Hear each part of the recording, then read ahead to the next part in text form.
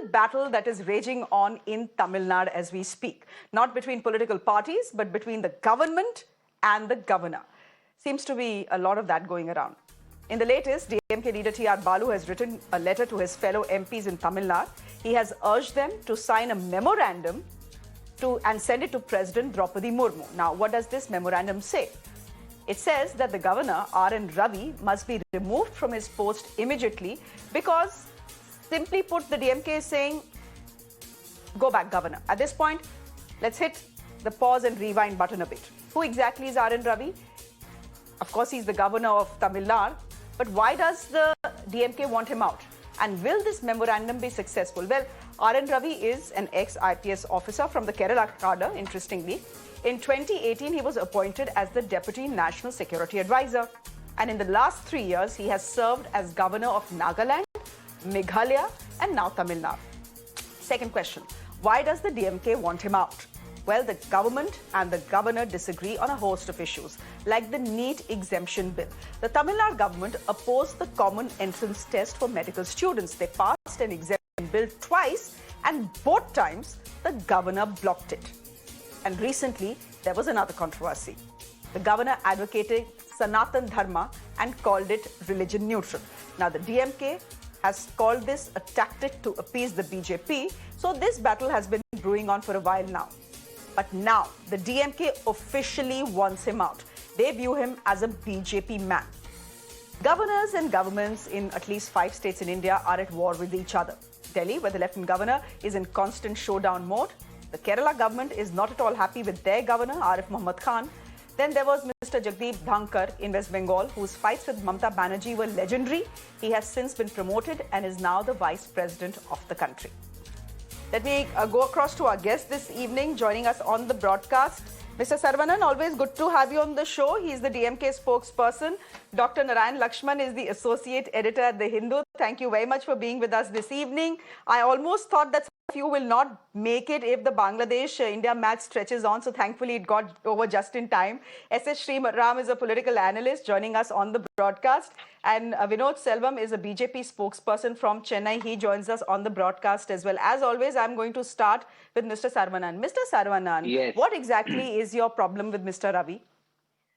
The appointment of the governor to the state of Tamil Nadu, we thought he'll be a governor who will uphold the constitutional values, who will act for the constitutional mandates. But sadly, the governor seems to take diktats from the RSS and the BJP. He is acting as a stooge of the RSS. He goes out of his way and speaks about things which the DMK opposes. The DMK has been elected by the people of Tamil Nadu. So we have certain values, certain principles. For example, the national education policy. The Tamil Nadu government, the DMK government, opposes the national education policy. And we have solid reasons to oppose that. And we have been explaining that this was also on the mandate of the 2021 elections, and the people have elected. But the governor, on the other hand, goes and says the national education policy is good for us. It's good. Tamil Nadu should embrace that. So who's asking him to do that? This is one thing. The biggest thing is when the bills are sent to the governor. The article says as soon as possible, the governor has to give assent to the bills sent by the state assembly. The governor here is sitting indefinitely on that. He says there is no mandate by the constitution. This is even after the Supreme Court, specifically in an earlier instance, when the Tamil Nadu governor sat on such a resolution, sat on such bills, condemned the actions of the governor. But this governor, again, is sitting on those bills, important bills. Cooperative society, on humans removing human waste, and Siddha universities, important bills. Those bills are stalled. And the icing of the cake is the governor is casting aspersions on the investigation done by the Tamil Nadu police. He says evidence is being destroyed. This is the allegation. We are asking him, what is the evidence for that? He's keeping mum. He's not answering that. He's just shooting and scooting like as though he is a political functionary. We are asking if he is a political functionary, he wants to give political comments, let him resign his post, join the BJP as a spokesperson, or whatever post they are willing to offer him. Then let him go ahead and do that. This is what we oppose. He is not Okay. acting In the as last part, per you are constitution. just for the reference of our viewers.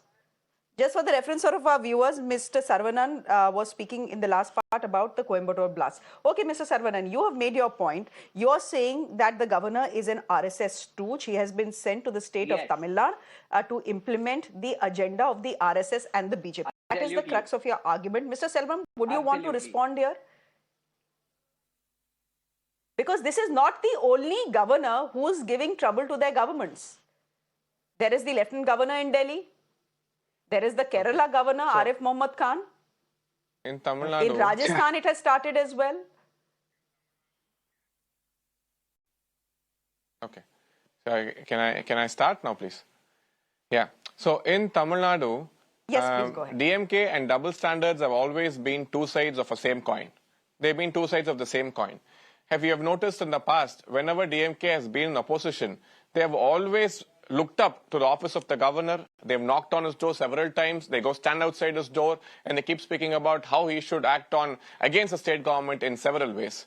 But today, when they are in power, the stand they take is entirely different. They speak about how the governor has no powers, the governor can't do anything in the state, the governor has no rights, nothing to speak about any issue pertaining to the betterment of the state and the betterment of the country. Today, if you see in Tamil Nadu, the situation is very tense. Everyone is talking about the failure of the DMK government, especially with regard to the Coimbatore blasts. You had earlier mentioned that it's really nice to have Mr. Saravanan on TV. I'm sure it is really nice to have him on every show. But it was surprising that none of the DMK spokesperson, including Mr. Saravanan, could come out and speak regarding the Coimbatore blast on any television channel. Why is that? It is simply because DMK has a set political agenda in the state, the agenda of appeasement politics. But the Honorable Governor does not have that. He doesn't belong to any political party. So he has the guts to go on stage and say a terrorist is a terrorist. A terror attack is a terror attack. And that is what the governor is doing.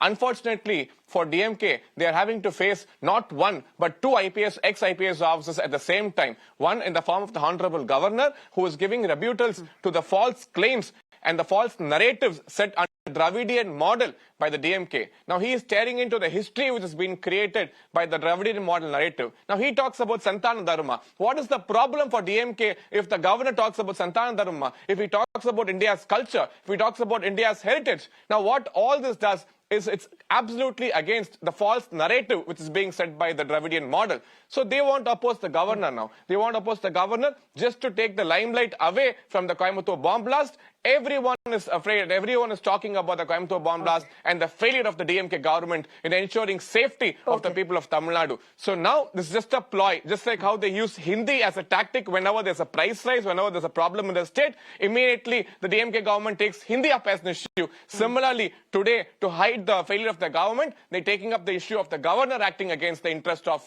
the DMK. Mr. Saravanan, just respond to that. Why do you say he's implementing a Hindutva agenda? The guy can have a brain of his own, right? He's, after all, an ex-IPS officer. He must have studied hard, cleared his UPSC exam, served long years, 30, 40 years in the IPS, and then he has become the governor. He very well has a right to have a mind of his own and say exactly what he wants to. What will this memorandum achieve? Please help me understand that. This is all just being done for headlines is a charge that can be made. Writing a memorandum and signing a memorandum will not have the central government recall the governor, sir, na? Shreya, if you had listened to what I had spoken, I had clearly listed out what the governor had done wrong, how he is violating the constitutional mandate by not signing the bills. He is enjoying the comforts of the taxpayers of the Tamil Nadu government, Tamil Nadu. People of Tamil Nadu pay for his Raj Bhavan expenses. The consolidated fund comes from the taxpayers' money. He is enjoying that. He has taken an oath that he will ensure the well-being of the state of Tamil Nadu. But is he doing all that? Why is he not signing the bill? What other duty has he got? Why has the bill, which has got the will of the people of Tamil Nadu, has sent to the governor? Why is he not signing the bill? Why is he holding it up for 1 year? This is the way the governors in all the other BJP rules state act. There is no answer from any of those BJP spokespersons. Why the governor is stalling the bills, calling innocuous bills which will pave way for the development of the state of Tamil Nadu. The BJP, the Tamil Nadu BJP, is the only party in the state of Tamil Nadu which does not want the state of Tamil Nadu to grow. They are creating imaginary issues and saying Tamil Nadu is in a tense state. Tamil Nadu is casual. Tamil Nadu is very normal. But these people, they want to hype because in the state, in the city of Coimbatore, a lot of IT industries have come up from Bengaluru. But BJP does not want Tamilians to rise up, Tamil Nadu to grow. They want those industries to go back to Bengaluru. That is why they are creating this hype that Bengaluru, Coimbatore is tense, Tamil Nadu is tense. They are not, just a moment, Shreya, they are not able to stomach the Dravidian model, which is giving spectacular results. Contrast this with Gujarat model. What is happening in Gujarat?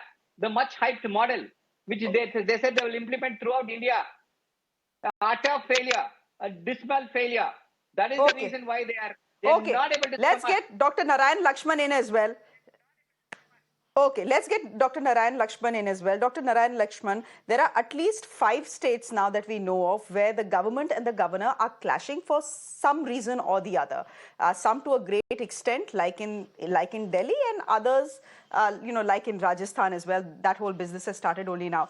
In the context of what we are seeing, across India, at least in these 4 or 5 states, how do you put this, just put this particular battle going on in Tamil Nadu in perspective for us? Well, Shreya, that's the real question at the heart of the matter. And the answer is that we are seeing that the BJP is extremely successful politically across the country, in the northern states, in parts of the West, and even in the East. But the South has been a bit of a bastion of, regional politics, which the BJP has found it hard to break through. So that is the backdrop. Coming to the specific issue, we have to look closely at the balance of power between the center and the states as seen in the Constitution, and then as further amended and regulated through the Sarkaria Commission, through the Pucci Commission after that in 2010, and many others, where constantly you do have the state list, you have the concurrent list, and you have the central list. And there is a debate ongoing, and there are clearly defined precedents and rules which tell you what are the subjects on which the state has full authority to act on. Finally, you also have to look at the role of the governor as elucidated by several articles of the Constitution, Article 163 and several others, where it is very clear that the governor acts on the aid and advice of the Council of Ministers and led by the Chief Minister. Now, it doesn't matter which party is in power. That is a fundamental essence of the Constitution that the founders put in, and that all governments since have respected, thereby manifesting the will of the people. That is how our country operates. So when you have all of this as the institutional framework for how the governor should function, the real question to ask is, on each specific issue that the Tamil Nadu governor has spoken, is he abiding by the constitutional subjects on which he can legitimately speak, or has he stepped over that line? So, for example, not only commenting on the Coimbatore blast case, not only does that stepping over the line in the sense of commenting on a political issue, you're also preempting an investigation, and that no authority, in fact, even a minister should not do that. When there's an ongoing investigation, especially in sensitive matters such as terror, it is the responsibility of every authority in government to withhold judgment and public comments that could bias an ongoing investigation, and it's sub judice. So I think we have to look at that in the bigger context of other decisions the governor has made, such as the NEET bill being delayed and other things that Mr. Saravanan has said. Obviously, I do take what the BJP spokesperson said in terms of working for the betterment of the state. But when you break that down, how are you, the governor, working for the betterment of the state? The only way you can work for the betterment of the state is to abide by your constitutional role. Because at the end of the day, wouldn't you agree with me, Shreya, that the will of the people is actually in the elected representatives, which is the ministers and the cabinet at the state level, and not a constitutional authority? Absolutely. Absolutely. And as we've seen, it's not just Karnataka, it's Kerala as well, in Delhi as well. There's a constant war going on in Rajasthan as well now. So there have been issues with other states as well. This is not just Tamil Nadu. Mr. S Sriram, just quickly come in here. I do believe we had lost your line earlier on. The point that Lakshman is making is simple. He's saying, who are the set of people who've gone to the electorate and won an election? It is the elected government in the state. Therefore, there is a Lakshman Rekha that has been drawn for the governor. And in this case, in the case of Tamil Nadu, that Lakshman Rekha has been crossed, not on one occasion, but on multiple occasions. So the DMK is pretty much right in saying that this guy is working at the behest of the BJP. Good evening. Not at all. This is the last ammunition left with them for them to fight with the centre. They have nothing much to talk about. The only target currently is the governor. I think the governor is pretty much going about doing what he is expected to do as a constitutional head of the president. I'm sure he has his own thoughts of his, whichever function he goes, he only talks relatively to what he has been invited for. I mean, a governor has always been the governor. 60 years, governors were there. 60 years, all these governors had their own wills and the way they were talking. And as far as the NEET bill is, the only issue with them is the NEET bill, and it is lucky they're using the governor to escape the promise that they made to people. They know for the fact that governor is not going to, send the bill, but they know they can blame the governor. Why can't they go to the Supreme Court and say the governor is not passing the bill? Because they know for the fact that the Supreme Court has clearly said NEET is important. So they're trying to play. And sorry, Mr. Saravanan always keeps saying ASAP is immediate. No, ASAP is not immediate. So the people have chosen words in the constitution deeply than just an immediate. They would have used the word immediate if it is not an ASAP. As soon as possible is in the judgment of the governor, which does not have the time frame fixed. To say that ASAP is immediate is their own interpretation, is my opinion, please. Okay. So very quickly then, Mr. Saravanan, I want you to answer this question. If you have a problem with the governor, we all know that signing a memorandum is not going to solve the issue for you, right? It's not like President Murmu is going to say, okay, the DMK doesn't like the governor, let's recall him. That's not going to happen. Why don't you go to the Supreme Court? Simple. No. See, this is an important process in the democratic setup, Shreya, to make everyone aware, every authority. He is appointed by the president. Of course, on the advice of the union government, is appointed. We are making it known throughout the country. This debate will ensure what are the illegalities the governor is committing. That is the process. That is the democratic so it's only for the optics. So the memorandum business is only for the optics, is what you are saying, Mr. Saravanan. You only said. No. You only said. It's not optics. It's not about optics, Shreya. It's not about optics. Democracy is all about dissemination of information. Everybody getting to know what is happening. That is the most important essence of democracy. And when we are coming to this ASAP as soon as possible, it's an absurdity that the governor will hold the bill for 1 hour. It is not the DMK's claim that the governor's actions are condemnable. That is the view of the Supreme Court, that the governor's actions are condemnable when they are withhold the assent beyond the reasonable time. They may not have defined a time. But I am asking a simple question. What job does the governor have? Okay. He is enjoying the comforts given by the taxpayers of the Tamil Nadu. People from Tamil Nadu, they have paid him. They are giving him the comforts with Raj Bhavan. Why is he not doing this job? What other job does he have? He does not have any other job except this. But he is not doing that job. That is a precise problem. And the governor's job is not go to a private functions or public functions and speak against the government. He is a constitutional functionary, for heaven's sake. He should, if he is not getting the information, if he has not got any doubts, he has to seek for a report from the government. He cannot go in a public way. But that's the trend. That's the trend we have seen from. Why are you surprised? Mr. Selvam, come in here. Why are we even surprised? It's a trend that Jagdeep Dhankar had said. And there are many governors in this country who are following that trend of being on the warpath with the political dispensation in the state and bad-mouthing them publicly. Your governors have done that, right? For DMK, For DMK, politics has always been about optics, and there's nothing new about it. Today on the show, if you see how Mr. Saranan was dismissing the event in Coimbatore as a nothing. So that's the whole perspective that DMK is trying to give to such a major incident which rocked the entire country just on the eve of Diwali. You want to drive away companies from Coimbatore? What to do? Listen. You did not have the guts to come on television. You did not have the guts to come on TV. You hid in the converts house when the incident happened. None of your DMK people have the guts to come out and speak about it. Your government is spineless. It's a toothless government. You people did not have the guts to face the people. The Home Minister of the state did not come out and give one statement regarding this. You people have no right to talk about what happened in Coimbatore. In 1998, when DMK was in power, a bomb blast rocked Coimbatore. You want to wait till people die in Coimbatore? You don't have the guts to call a spade a spade. You can't call a terrorist a terrorist. You're spineless people. You're toothless people. Don't interfere when I'm speaking. Do not interfere when I'm speaking. You have no guts, and you. Gentlemen, why do you hide behind your house? Why do you hide behind your house? Where were you when it I have happened? exactly a minute. I have exactly a minute on the show. Come and speak up, right? I have exactly a minute on the show. I don't want to waste it with both of you sparring with each other.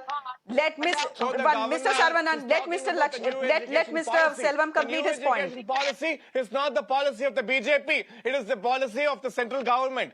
If the new education policy talks about the importance of the mother tongue, and the governor insists that the people of Tamil Nadu should speak in Tamil. So he is insisting that the new education policy should be brought here for the goodness of the people of Tamil Nadu. It is not for the DMK's narrative. It is not for DMK to decide whether people of Tamil Nadu should read Tamil or not.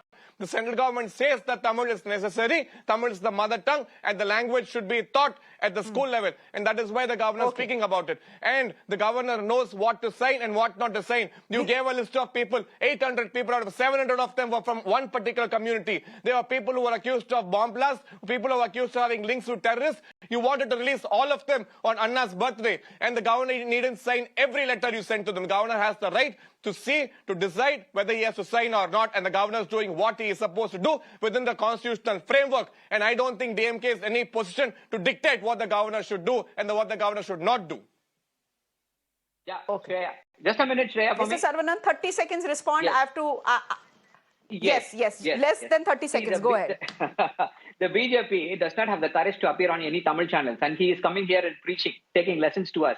So that is one thing that is left. Let's not speak about that. The governor, I'm saying, has withholding the bills sent by the assembly. I'm saying that is the will of the people. Supremacy, will of the people is the supreme. Every MLA has voted for the unanimous decision of the assembly is stalled by the governor because he is acting as per the diktats of the BJP and the RSS. He does not want to do anything else. See, it's not here. He has controversy. Even in Nagaland, ally of the BJP, he said the governor he interfered in the affairs of the popular government. Chingwang Konyak, National Democratic Progressive Party. He made that allegation. And he is coming and doing the same thing here. Probably only because he interfered in Nagaland, the BJP has put him here to interfere. But Tamil Nadu, he will not work. We will ensure that the governor learns the lessons of the constitution, and we will ensure that he acts as per the constitution.